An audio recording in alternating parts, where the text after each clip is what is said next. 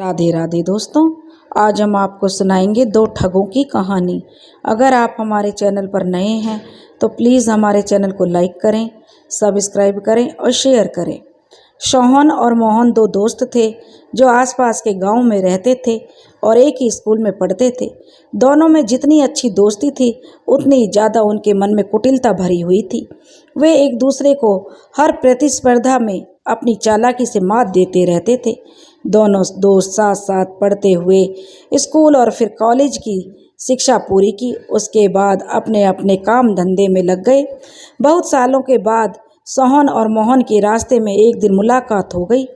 तो मोहन ने सोहन से कहा कि आज मेरे घर पर दावत है, उसमें आना। तो मोहन ने सहर से स्वीकार कर लिया और आने का वादा करके अपने रास्ते चला गया। नियत दिन मोहन सोहन के घर आ गया। सोहन ने अपना रुआब दिखाने के लिए मोहन को सोने चांदी के बर्तनों में खाना परोसा। सोने चांदी के बर्तनों को देखकर मोहन की आंखें चमक गई। वह सोचने लगा, इन बर्तनों को गायब कैसे किया जाए। सोहन ने दोस्त के मन की बात को भांप लिया और सोचने लगा, इन बर्तनों को सुरक्षा कैसे की जाए। यह सोचते हुए दोनों दोस्त सो गए।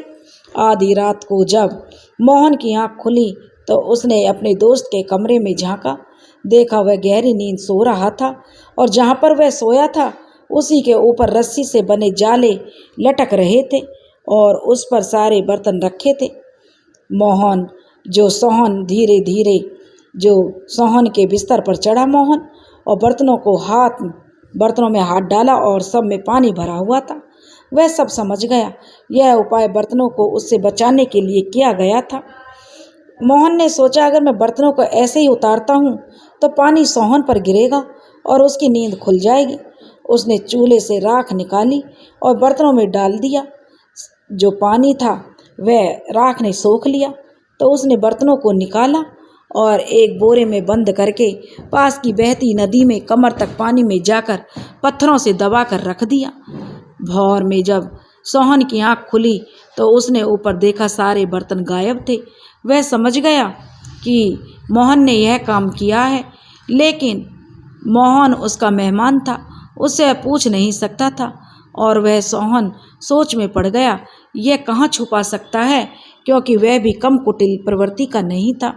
सोचते सोचते उसके मन में एक बात आई। उसने मोहन को छूकर देखा। कमर तक उसका शरीर ठंडा और भीगा सा लग रहा था। वह समझ गया। कमर तक पानी में जाकर उसने टटोला तो बर्तनों की बोरी उसे मिल गई, जिसे उठाकर वह ले आया।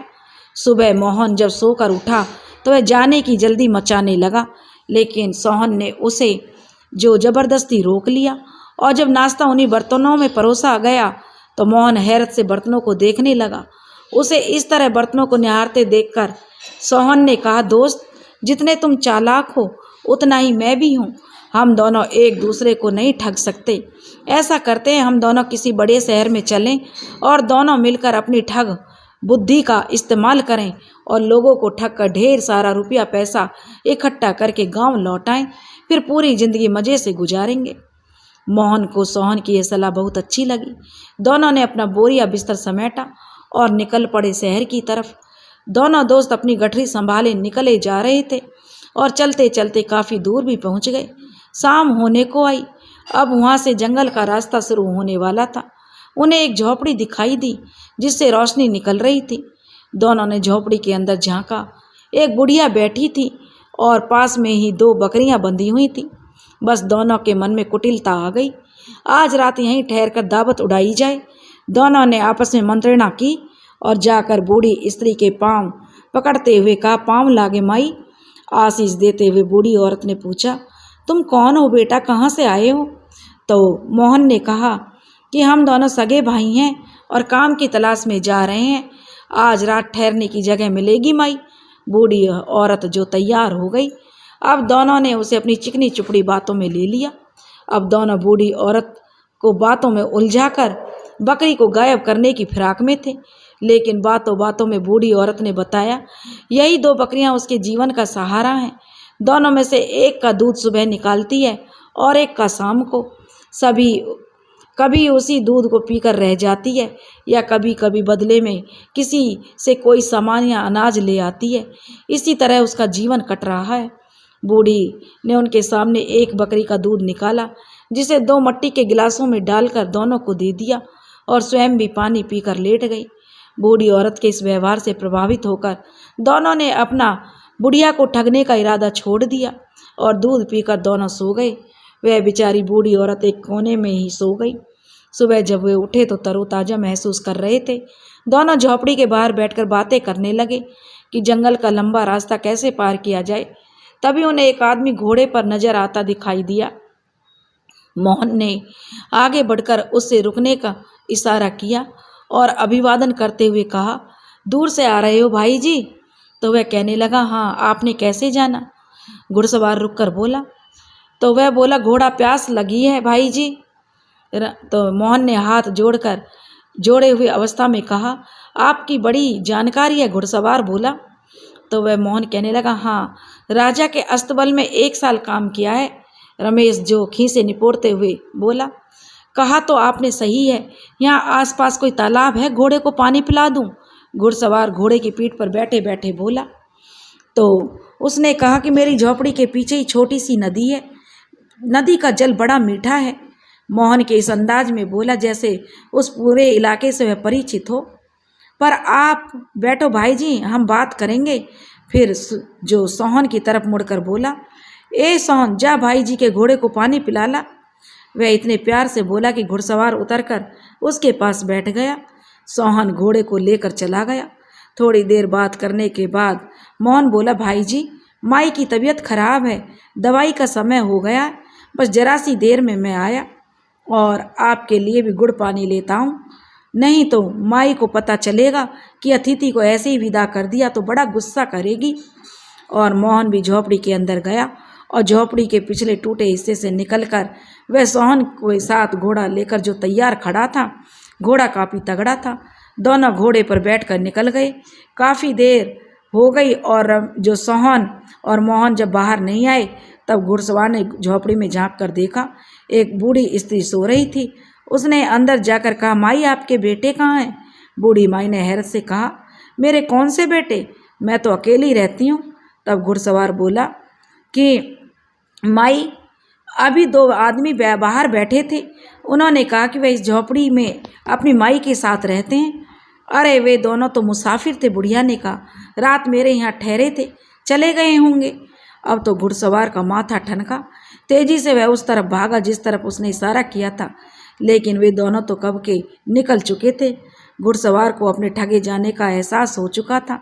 वह फूट फूट कर रोने लगा।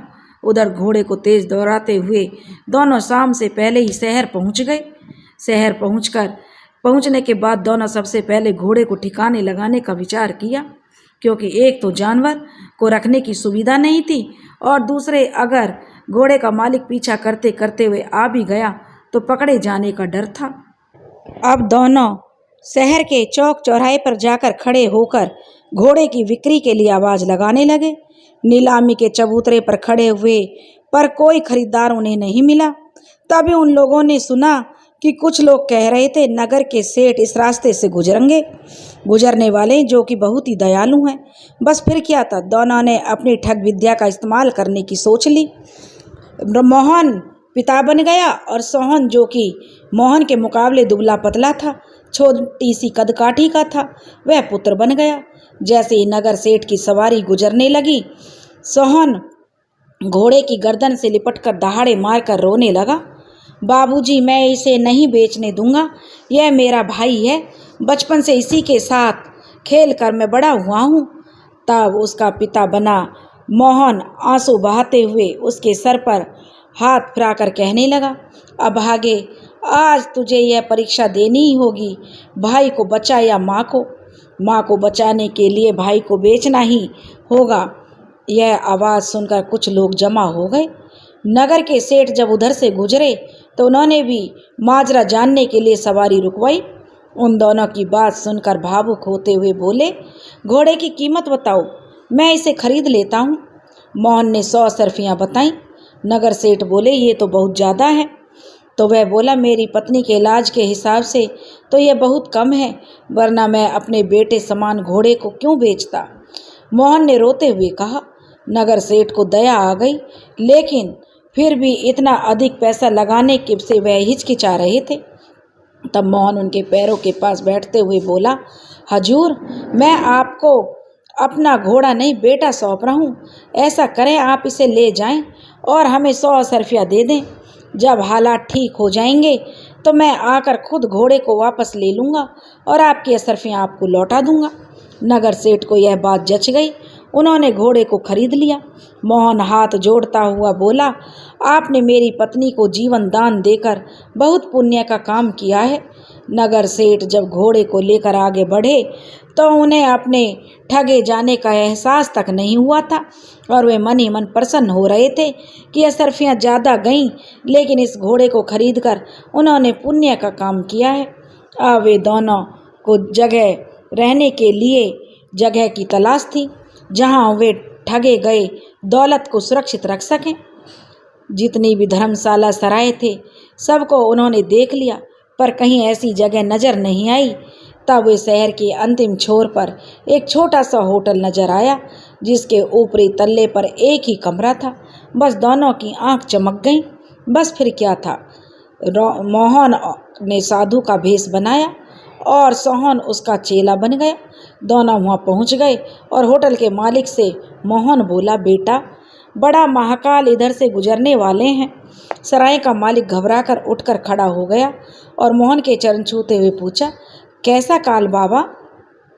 मोहन बोला, बेटा, मेरी दिव्य दृष्टि देख रही है कि पश्चिम की तरफ से जो है एक तांत्रिक पश्चिम जो दिशा है उस ओर से बहुत बड़ा काला सा साया तुम्हारे होटल की तरफ बढ़ रहा है, जो कि सब कुछ तहस नहस कर देगा। तो होटल का जो मालिक था वह मोहन के पैर पकड़कर बोला, बाबा जी, कोई उपाय बताइए। हाथ जोड़कर लगभग गिड़गिड़ाते हुए कह रहा था, जब तब करके काल की दिशा मोड़ने की कोशिश करता हूँ बच्चा। बाबा, अब जिस कमरे में चाहो बिना किराए दिए आप रहो, यह होटल आपका ही है। मोहन ने कहा, बेटा, मुझे तो ऊपर वाला कमरा चाहिए। ऊपर देखते हुए कहा। तो होटल के मालिक ने कहा कि लेकिन बाबा, वह कमरा मैं अपने उपयोग के लिए रखता हूँ। तो मोहन बने बाबा ने कहा, ठीक है बेटा, कोई बात नहीं। एक काला साया का प्रवेश ऊपर की ओर होगा, ऊपर से ही होगा, इसलिए कह रहा था, वरना मैं तो मोह माया सब का त्याग कर चुका हूँ। संसार से जीवित हूँ, संसार में तो तुम जैसों के कल्याण करने के लिए हूँ। होटल का मालिक पूरी तरह से डर गया था। उसने कहा, लेकिन बाबा, मैं अपना सामान तो हटवा लूँ। तो मोहन बोला, मैं तो दुनियादारी से ऊपर हूँ बेटा, तेरी जो चीज़ है वहाँ पर सुरक्षित रहेगी। और इस तरह दोनों ने होटल के ऊपरी हिस्से में अपना डेरा जमा लिया। तिजोरी ऊपर के कमरे में छोड़ देने से होटल के मालिक को थोड़ा सा खटकने लगा था। आखिर सारी दौलत तो उसी में थी। वह 2 बार अपनी तिजोरी खोलकर दौलत की पड़ताल करने के लिए आया और तिजोरी में सब सामान सही सलामत पाकर उसे यकीन हो गया कि बाबा के रहते हुए वह सुरक्षित है। तो मेरी दौलत भी सुरक्षित है और मैं भी सुरक्षित हूँ। शहर में दोनों ने धूम मचा दी। कभी जादूगर बने, कभी भिखारी, कभी हकीम बने, तो कभी नगर कोतवाल बनकर लोगों को ठगा। तरह तरह का भेष धारण करके बहुत सारी संपत्ति जमा कर ली। वह एक बड़ा हाथ मारने की फिराक में थे और उसके बाद उनकी मंशा थी कि वह अपने गांव जाकर परिवार के साथ आराम से जीवन गुजारेंगे। 2 दिन से अपने कमरे में बंद होकर यह मंत्रणा कर रहे थे, आखिर अब कहाँ लंबा हाथ मारा जाए। इसी बीच होटल का मालिक हाँफता काँपता ऊपर आया और बोला, बाबा, आप ठीक तो हैं ना? 2 दिन से दिखाई नहीं दिए, तो हम आपको देखने आ गए। तो बाबा कहने लगे, चले आए, ठीक है। साथ ही यह बताने आए थे कि राजमहल का नाम सुनते ही उनके दिमाग में एक आइडिया आया। तो सोहन ने उसे चुप रहने का इशारा करते हुए बोला, गुरुजी महाराज 4 दिन से मौन व्रत में हैं। 2 दिन गुजरा है, 2 दिन बाकी हैं। इस बीच ना तो वो किसी से बात करेंगे और ना खाएंगे पिएंगे। यह सुनकर होटल का मालिक चुपचाप नीचे चला गया और दोनों कमरे में बंद हो गए और थोड़ी देर बाद दोनों पति पत्नी का भेष धारण करके निकले। जो मोहन पति बन गया, सोहन पत्नी बना। रोज की तरह होटल के पिछले दरवाजे से बाहर निकलकर सीधे राजमहल के उपवन में दोनों पहुंचे। संतरियों को परिचय दिया कि वे पीतल के बर्तन चमकाने की कला में माहिर हैं। यह उनके पत्नी का धंधा है। और पिता दादा परदादा के बारे में बताते हुए उस उद्यान में रखे पीतल, तांबे और चांदी के गमलों की सफाई करने लगे। इत्तेफाक से उसी वक्त राजमाता वहाँ से गुजरी। उन्होंने जब गमलों को इस तरह से इतना चमकते हुए देखा तो वो कारण जानने के लिए उस उद्यान में रखे पीतल, तांबे और चांदी के गमलों की सफाई करने लगे। तो उनसे पूछने लगी कि इनको यह किसने चमका दिया है इतना। तो तभी स्त्री बना जो सोहन था राजमाता के चरणों में लौटकर बोला, आपके हाथ के कंगन की सफाई का मौका दीजिए। उनकी दासी ने उसे डांटते हुए कहा, ये खानदानी कंगन है, यह ऐसे ही रहते हैं। गमलों की चमक को देखते हुए रानी माँ ने जो अपना एक कंगन उतार कर दे दिया और सफाई के बाद जब कंगन उसके हाथ में आया तो उनकी आंखें चौंधिया गईं। उन्होंने दूसरा कंगन भी उतार कर सफाई के लिए दे दिया। यह खबर राजमहल में अंदर गई। फिर तो रानियां राजकुमारियों में अपने जेवर साफ करवाने की होड़ सी मच गई। सब अपनी अपनी दासियों को जेवर लेकर भेज दी कि जाओ यह खबर जो हमारे जेवरों को साफ करा कर लाओ। इतने सारे जेवर देखकर उन दोनों की तो आंखें चमक उठी। उन दोनों ने एक बड़ा सा पतीला पानी मंगवाया और उसमें पानी भरवा कर सारे जेवर उसमें डाल दिए और फिर पाउडर सा मिलाया जिसमें कि पानी का रंग दूधिया हो गया। अब जेवर नजर नहीं आ रहे थे।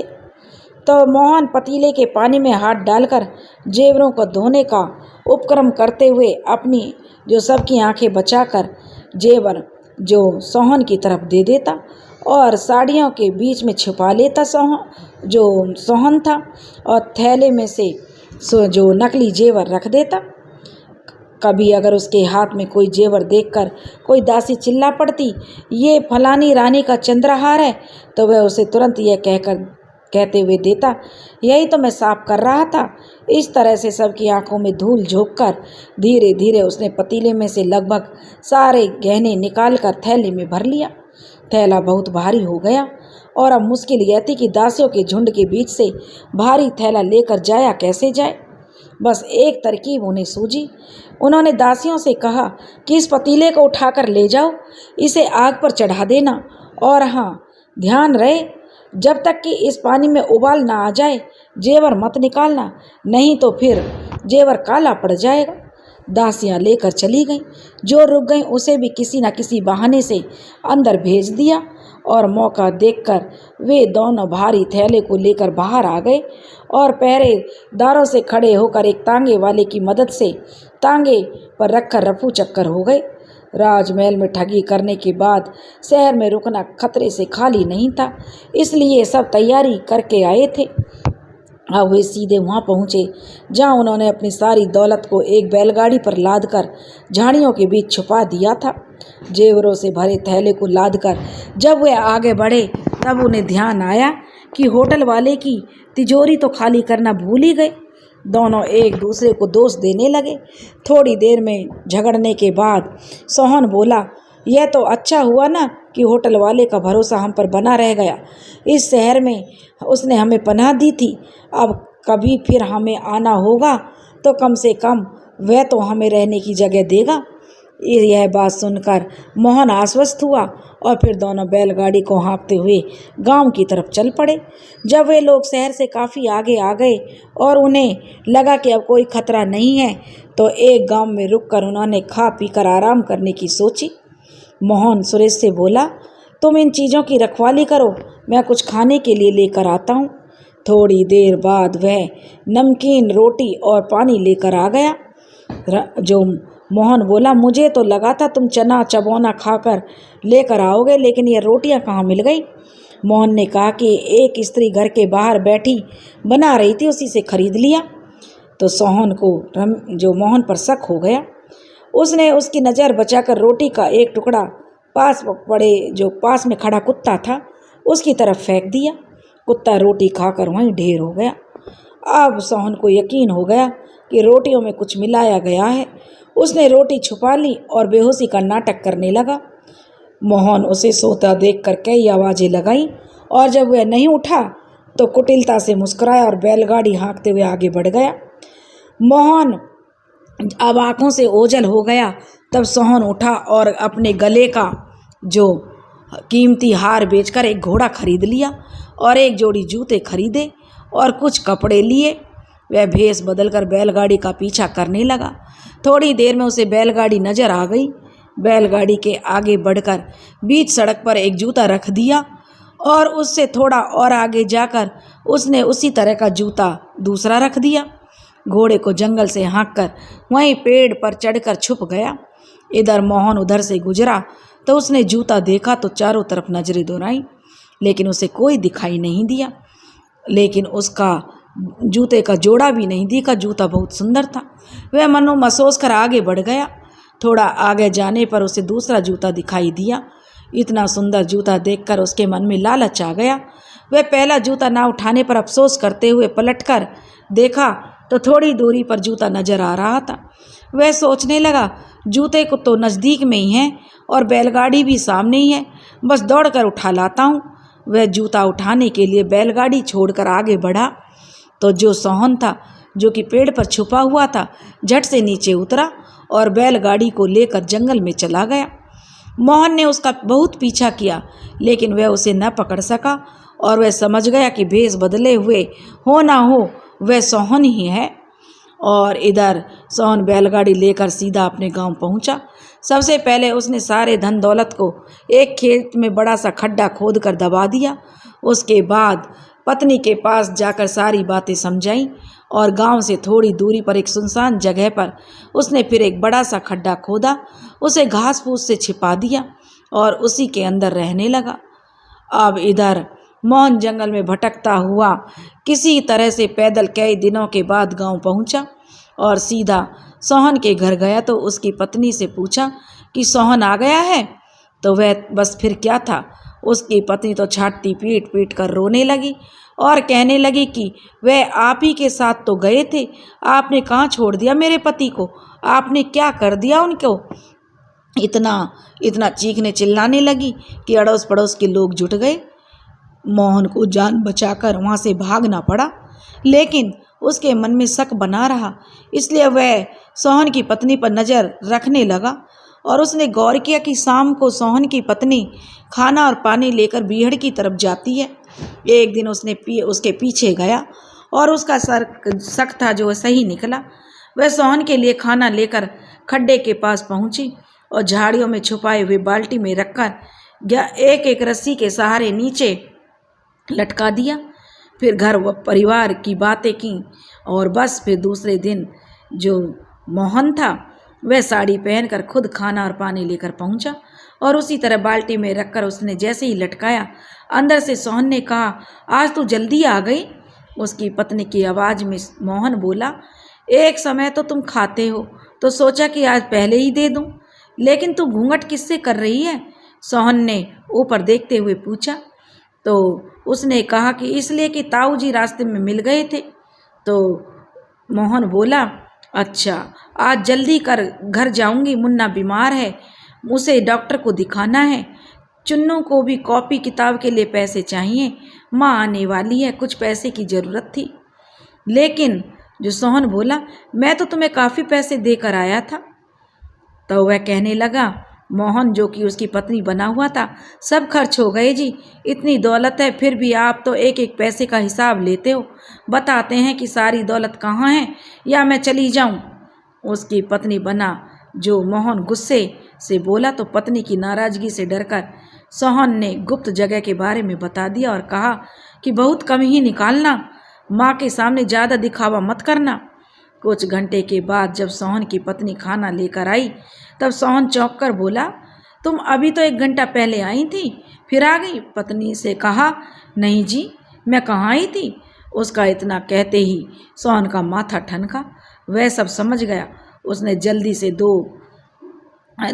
से रस्सी दो और मुझे बाहर निकालो, और निकालते हुए खेतों की तरफ भागा। मगर तब तक मोहन अपना काम कर चुका था। सोहन मोहन के घर की तरफ भागा। वहाँ पहुँचा तो नज़ारा बदला हुआ था। जो मोहन की पत्नी जो मोहन के शव के पास बैठी दहाड़े मार मार कर रो रही थी, बोलती जा रही थी, अभी तो ठीक ठाक थे, मुझसे खाना मांगा, मैं खाना लेकर आई थी और ये पर लोग सिधार चुके हैं। सोहन हैरान सा रह गया, लेकिन उसके मन में शक का कीड़ा कुल बुलाने लगा।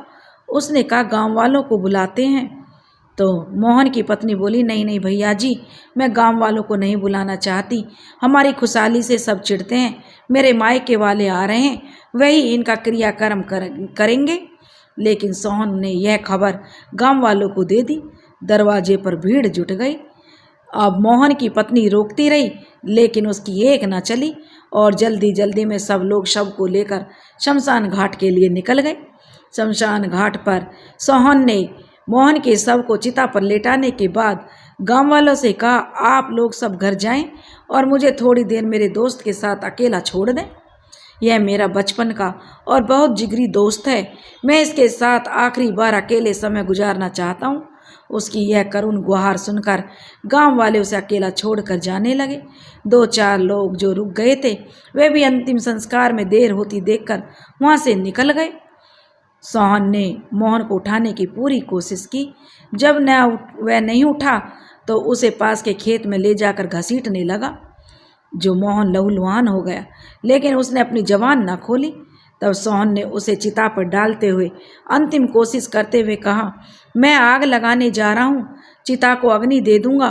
और वह जाकर एक तरफ छुप गया। उसी बीच एक चोर ढेर सारी चोरी की दौलत लेकर वहाँ पर आया और बैठकर अपने धन का बंटवारा करने लगे। जो चोर थे बैठकर बंटवारा कर रहे थे, तभी मोहन के मन में सोहन की बात चुभ गई। उसे डर हुआ कि कहीं सचमुच में जो सोहन है वह चिता को अग्नि ना दे दे। वह उठकर बैठ गया। चिता पर एक लहूलुहान मुर्दे को उठकर बैठे देखकर सारे चोर डरकर भूत भूत चिल्लाते हुए भाग गए। अब जो सोहन मोहन के सामने आकर बोला, मेरे दोस्त मोहन, हम दोनों दुनिया को भले ठग लें, एक दूसरे को नहीं ठग सकते हैं, चाहे कितनी भी कोशिश कर लें। हमने बहुत धन जमा कर लिया और ऊपर वाले की दया से इतना और मिल गया। अब यह लुक्का छुपी का खेल छोड़ सारे धन को बराबर बराबर हिस्सों में बांट लें, अपनी जिंदगी सुखपूर्वक गुजारेंगे। मोहन को सोहन की बात अच्छी लगी। दोनों सहमत होकर वहाँ पर बिखरी असरफियों और जेवरों को समेटने लगे और समेटकर घर की ओर जाने के लिए आगे बढ़े। तो मोहन ने सोहन की धन की गठड़ी लेकर जैसे ही आगे बढ़े, चारों तरफ से पुलिस ने उन्हें घेर लिया और गोली मार देने की वार्निंग देने लगे। दोनों रुक गए। उन्होंने ठगी तो बहुत की थी, पर इस तरह के हालात का सामना नहीं किया था। दोनों बुरी तरह घबरा गए और पकड़े गए। उनकी जमकर पिटाई हुई और सवाल पर सवाल दागे जाने लगे। पुलिस उन्हें वह चोर समझ रही थी जिनके धन के साथ वे पकड़े गए थे। इन दोनों ने तो अपने गांव के लोगों के साथ ठगी ही नहीं की थी, उन चारों ने गांव वालों पर इतना कहर बरपाया था कि लोग त्राही त्राही करने लगे थे। अब उनका सारा पाप दौलत के साथ इन लोगों के माथे पर चला आया। थानेदार ने बार बार पिटाई करके बाकी के साथी चोरों का और माल कहाँ है उनके द्वारा की गई हत्याओं के बारे में पूछती रही। तो दोनों ने इस बात से अनजान थे कि कैसे बताते। अंत में केस चला और दोनों को उम्र कैद की सजा हो गई। इधर गांव वालों को जब दोनों की करतूत का पता चला तो वे लोग बहुत नाराज हुए। उन लोगों ने दोनों के परिवार को गांव से निकाल दिया। दोनों परिवार अपने अपने गांव से निकलकर गांव के बाहर सुनसान जगह पर जाकर रहने लगे। तो रास्ते में उनकी मुलाकात हुई और दोनों दुखियारे मिलकर दोनों झोपड़ी बनाई और साथ रहने लगे तथा वहीं पर खेती बाड़ी करके अपना गुजारा करने लगे। कुछ समय बीते थे कि गांव में भयंकर महामारी फैली। गांव के लोग उसकी चपेट में आकर असमय काल के गाल में समाने लगे। शहर से डॉक्टरों की एक टीम उनके इलाज के लिए आई, पर गांव में किसी तरह की स्वास्थ्य सुविधा न होने के कारण उनसे जो बन पड़ा किया और सब वापस चले गए। लेकिन एक युवा डॉक्टर, जिन्हें गांव वालों की हालत को देखकर हमदर्दी हो गई थी, रुक गया। उसने गांव के बाहर की खाली जमीन पर अपने खर्चे से एक छोटा सा अस्पताल और एक प्रयोगशाला बनाने की सोची। जिससे गांव वालों का समुचित इलाज हो करते हुए उस बीमारी पर रिसर्च कर सके। अस्पताल की नींव के लिए की गई खुदाई में इतना धन निकला जिसे देखकर सबकी आंखें फटी रह गईं। गांव वाले खुशी से झूम उठे और उनका तो जो कुछ लोग इसे दैवीय चमत्कार कहते, तो कुछ लोगों का मानना था कि डॉक्टर की अच्छी नीयत की वजह से यह धन डॉक्टर साहब की देख रेख में आधुनिक सुख सुविधा युक्त खूब बड़ा सा अस्पताल बना। डॉक्टर स्टाफ के रहने के लिए क्वार्टर भी बन गए। उसके बाद जो धन बच गया उसे एक बेहतरीन स्कूल बनवाया गया, पक्की सड़कें बन गई, गांव में खुशहाली छा गई। समय बीतने लगा। मोहन और सोहन ने उम्र कैद की सजा 14 साल काटकर 15 साल 9 महीने काफ़ी दिन तक उन्होंने अपनी सजा काटी, क्योंकि वे लोग जेल में भी ठगी से बाज नहीं आते थे। कभी किसी का खाना ठग लेते तो कभी कोई और चीज़, जिससे मारपीट हो जाती। एक बार तो जेलर कोई उल्लू बनाकर भागने की फिराक में थे। इस कारण से उन लोगों पर जुर्माना लगता और जुर्माना न देने की वजह से 2 महीने 4 महीने की सज़ा में बढ़ोतरी हो जाती। इस तरह से जब 15 साल 9 महीने की सज़ा काट कर बाहर आए तो सीधे भागे वहीं जहाँ सारी धन दौलत को दबा कर रखे थे। वहाँ पर बदलाव और विकास देखकर वे अचंभे में थे कि गांव के ही मंगत राय जो उन्हें मिल गए। थोड़ा पूछताछ में उन्होंने दोनों को पहचान लिया। मंगत राय ने उन्हें बदलाव की सारी कहानी बताई। उन्होंने यह भी बताया कि सोहन का बड़ा बेटा विशाल यहीं हॉस्पिटल में डॉक्टर है और गांव वालों का मुफ्त में इलाज करता है, और मोहन की बिटिया स्कूल की टीचर है। बच्चों के साथ साथ हम बड़कन को भी पढ़ाती है। तुम्हारे बच्चों ने गांव वालों के लिए इतना कुछ किया है कि गांव वालों ने तुम दोनों के गुनाहों को माफ़ कर दिया।